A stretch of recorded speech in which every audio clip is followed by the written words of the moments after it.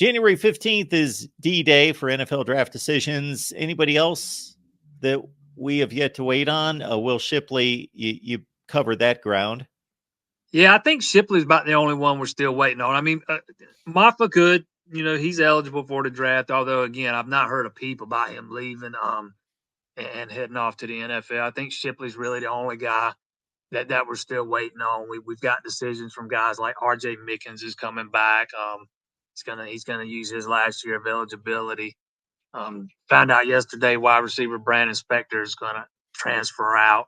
Been around Clemson for a long time. That he's going to use his COVID year, which would be his 6th year.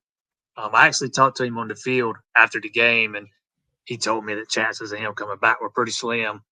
He didn't mention anything about transferring, but I didn't even consider that, to be quite honest, because he just seems like a Clemson guy. But told me whenever his college career does end, he's going to take a shot at the NFL, and then wants to get into development whenever, if it doesn't work out. But other than that, I think Shipley's about the only one Clemson's still waiting on at this point. Did you take anything from this bowl season overall as it pertains to really anything nationally, but more specifically to the ACC? Not really, man. I don't think you can take much away from that Orange Bowl with Georgia and Florida State with all the opt-outs and stuff. For me, my biggest takeaway is the system right now is just broken. It just all these opt-outs in these bowl games, man, it's just the way this thing's set up, and I don't know, it's just not very fun anymore. I don't know the fix, but it seems to me you got to do something to kind of address. Maybe give these guys some incentive to play in these games. I get it; they're meaningless exhibitions. I don't know if it's possible to maybe tie some of the NIL stuff into clauses into those contracts, so they got to play in the bowl games. Yeah. But maybe that's an option with some of these guys. But it would have been fun to see that full strength Florida State team against that Georgia team. Although I still think Georgia's one of the 4 best teams in the country. They just they got beat. It happens. I still think they probably beat Florida State by double digits, but I don't think they beat them by 60. Man, I don't think it's nearly. I don't think it's ugly like it was that day. To me that's the biggest thing. I just hate. I hate the way this game is. I hate the way the sport has kind of gravitated toward this thing where so many guys don't play in these games, and it had a big impact on Clemson. You don't have Jeremiah Trotter, you don't have Nate Wiggins. Clemson was down to 2 corners in that game, 2 scholarship corners, both true freshmen. It just seems like it impacts every team in some way. Kudos to Kentucky, man. Most of those guys, even the guys like Ray Davis, who's headed off for the NFL. He stuck around. He wanted to play, man. That's what I like to see. I don't think we see enough of that anymore. No, we don't. And like you, I guess the only 2 things I can come up with, and I don't know that these are ironclad because maybe you can't incentivize NIL, but it seems like everything else isn't being adhered to either regarding tampering and inducements or anything else. So why not throw in an incentive clause in an NIL package that, hey, you've got to complete the season. The season runs through the bowl game.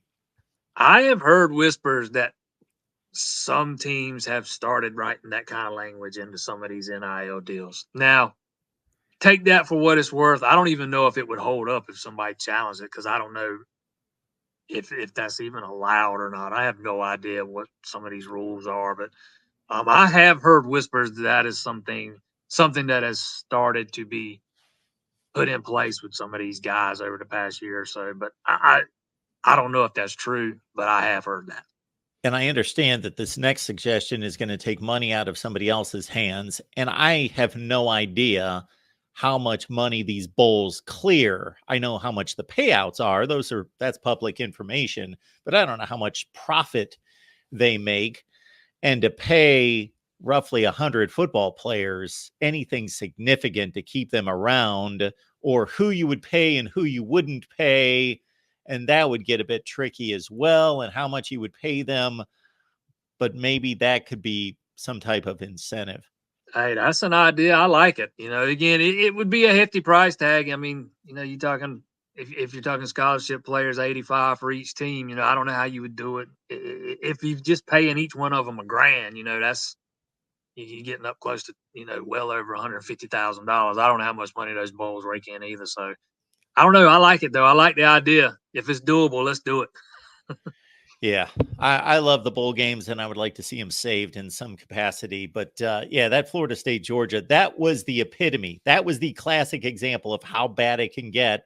Even Kirby Smart said after the game, he even almost basically said, this wasn't good. This we didn't want to play against that. I thought he nailed it. I thought he nailed it. I thought Kirby Smart I thought he was open, honest, and genuine about how he felt. It absolutely had an impact on that game, man. But I do think it was an example of the two different cultures at each school. Those guys at Georgia, man, they kind of took that snub as motivation, and they kind of,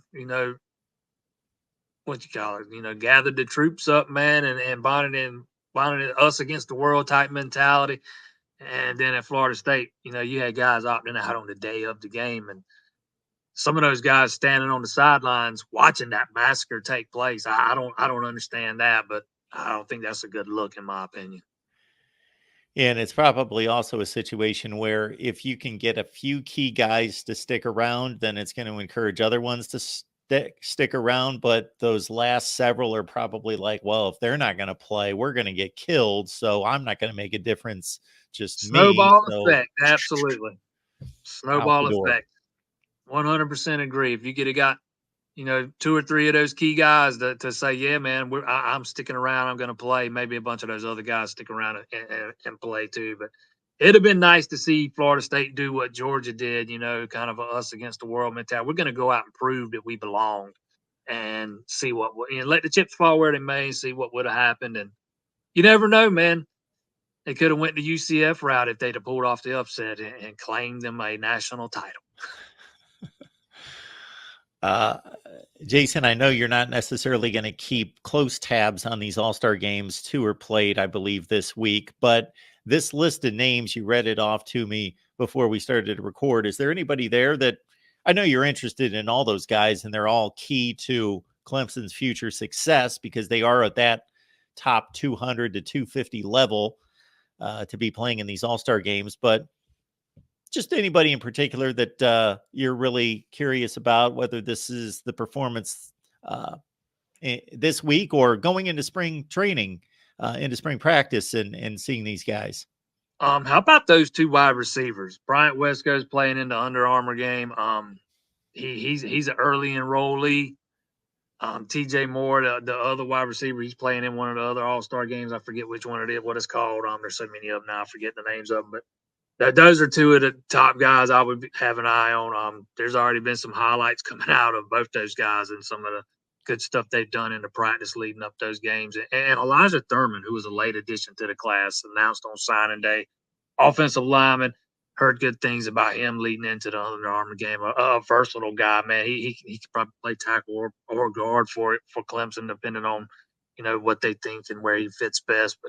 But those would be the 3 to come to my mind first, man. Those 2 wide receivers, it starts and stops with them for me because, like we talked about earlier, I think Clemson's kind of missed a T. Higgins type, Mike Williams type, or what we saw from Justin Ross as a freshman, Nuke Hopkins type guy, Sammy Watkins type guy, and that wide receiver room. And I think both of those guys bring an added dynamic that Clemson's kind of lacked that receiver the past 3 years, ever since T. Higgins left.